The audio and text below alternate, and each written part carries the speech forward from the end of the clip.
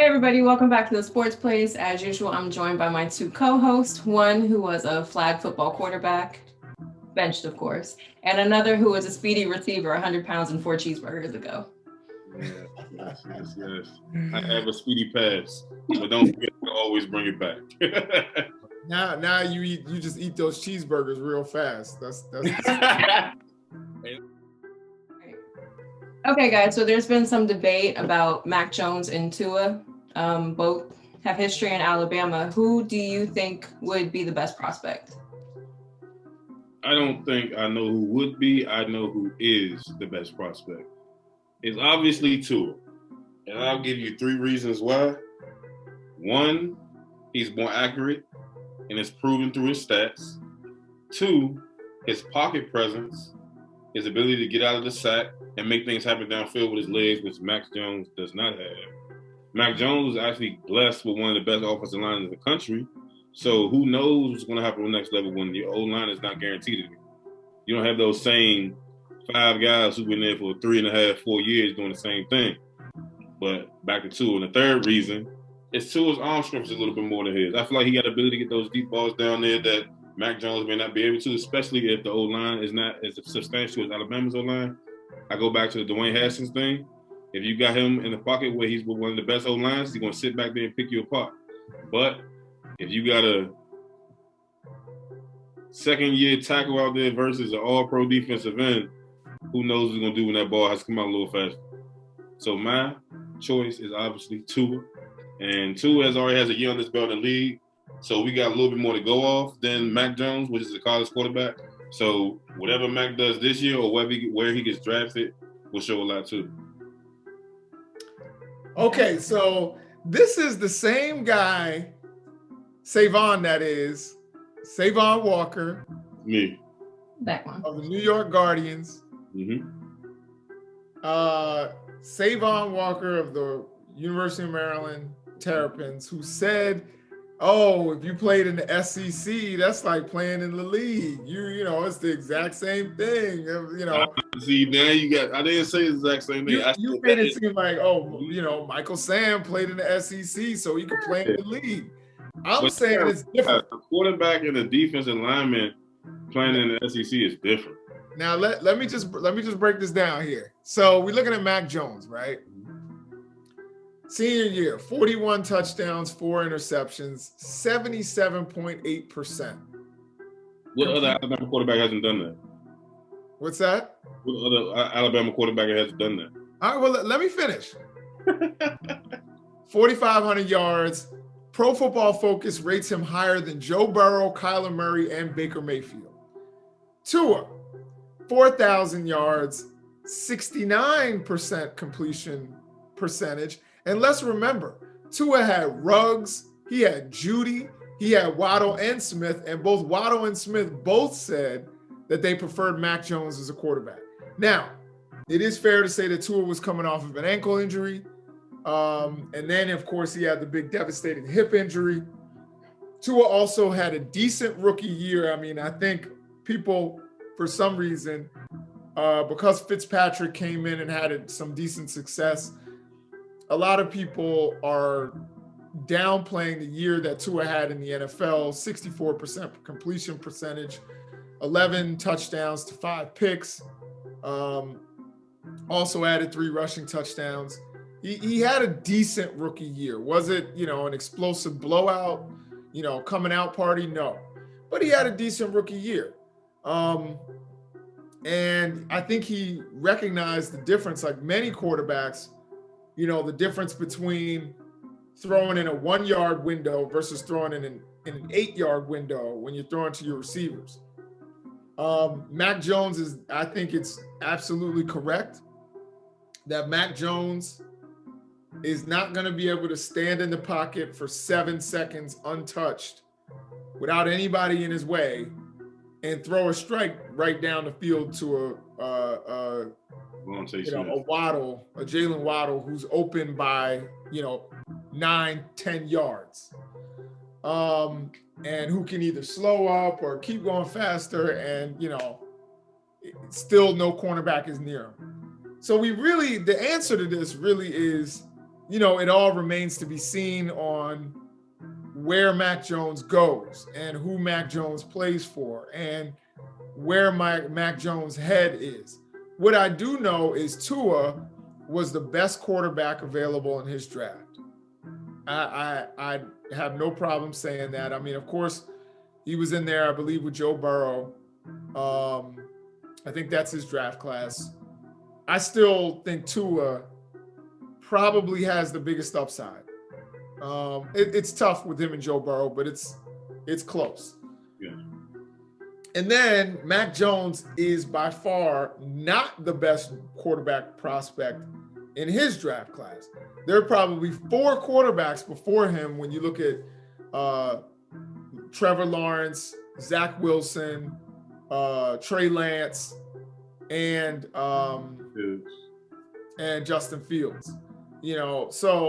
It's debatable when you start throwing in the senior year that someone like a Kyle Trask had or some of these other quarterbacks. So who would I rather have be my quarterback? Yes, generally, I'll be honest. I like, my prototypical quarterback. And like I said, yes, I'm a Cam Newton stan. But I like a quarterback that can run, that's mobile, that can extend plays, maybe get some positive yardage with his legs. But I also like the big, strong quarterback. So I like the combination of those two. So I like guys like Cam Newton, Marcus Mariota, Tony Romo when he played, those guys who are 6'3", 6'4", 6'5". And we see that in some of these guys that are coming out this year, the Zach Wilsons, the Trevor Lawrences, the Justin Fields, the Trey Lances. And I don't think we saw as much with his legs and his mobility with Mac Jones. So I don't know that that's there. Now, of course, Tua's a little guy, but he certainly has the mobility and he certainly has the arm strength. And I think he has the mental acuity to play the game. I think that. Little guy, though. What's that? Tua ain't a little guy. Tua probably about 228, 230. Yeah, but he's what, 5'11"? Nah, Tua's like 6'2". Tua's 6'2"? Yeah, I think so. I know he's not 5'2". He just looks small. Tua's 6'2". Tua is not a little guy. I'll check. I'm gonna check. We need to fact check. 6 foot. He's 6 even. For a quarterback, that's small. I feel you, but when you Russell Wilson and Kyler Murray, you don't see that as small. You know what I mean?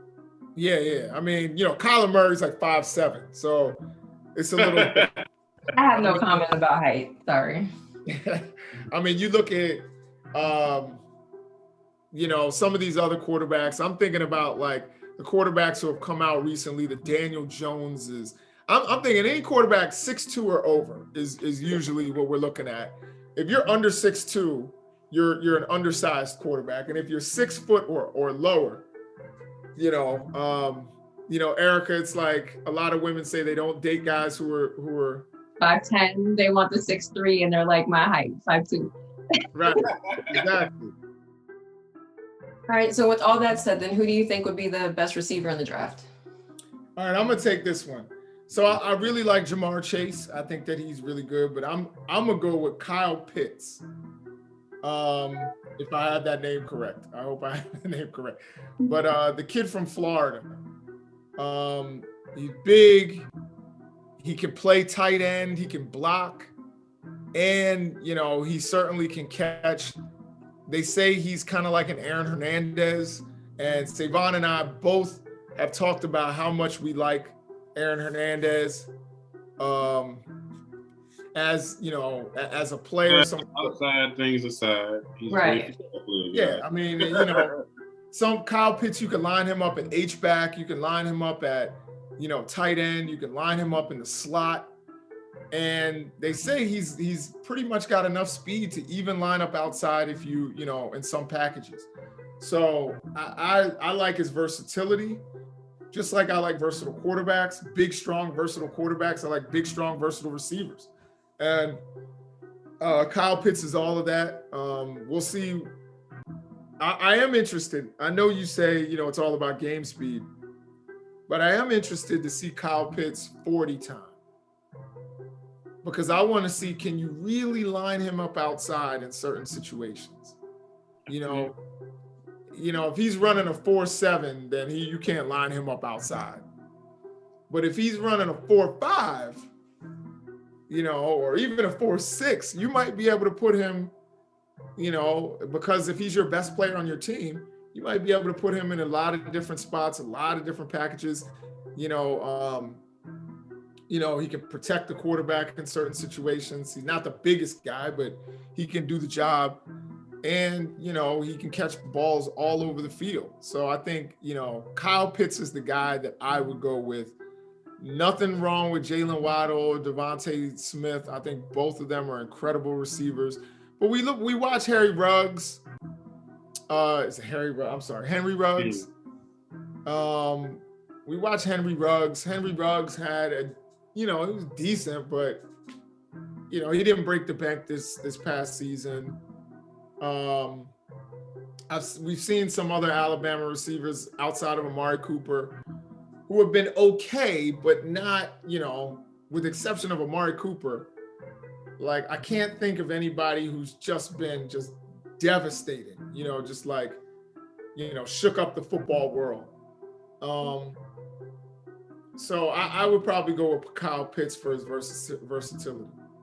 Okay, Savon? I see what you're saying. On paper, people talking about Jamar Chase and Devontae Smith, but my best receiver, who also may be a sleeper in my opinion, is Rashad Bateman, Big Ten guy, receiver from Minnesota.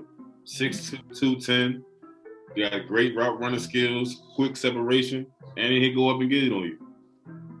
People may not give him the same record, like I said, he played in the Big Ten, but Big Ten is the next thing up to the SEC nowadays. You look at playoff appearances from Michigan, Ohio State, even Minnesota, all these teams like that, top 25 appearances.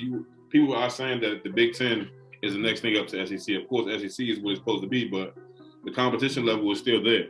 So my guy is Rashad Bateman. Big body, 6'2", 210, like I said, can gain that separation. I don't know what he ran in the 40 in his pro day, but I know that guy know how to run his routes well, and he can go get that thing. And my receiver, I want a receiver that's going to go up there, no matter, not scared to get hit. I go across the middle, and I also go up top, and I bang on top of somebody if I need to.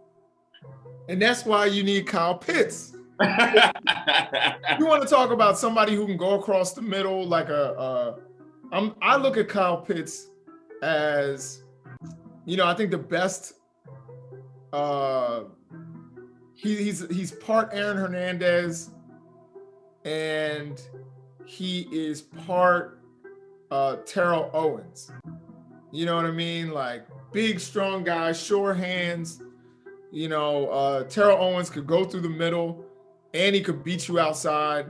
I hear you saying these things, but on paper, your man not even a top 10 receiver in the draft. Who's that? Kyle Pitts isn't? He's not a top 10 receiver in the draft. All right, well, you talking about in terms of his numbers or in terms of the projection? I'm talking about in projections. I'm telling you, bro. Just They watch. His partner from Florida, Kadarius Toney, that speedy receiver who did his thing at the Senior Bowl as well, he's top 10.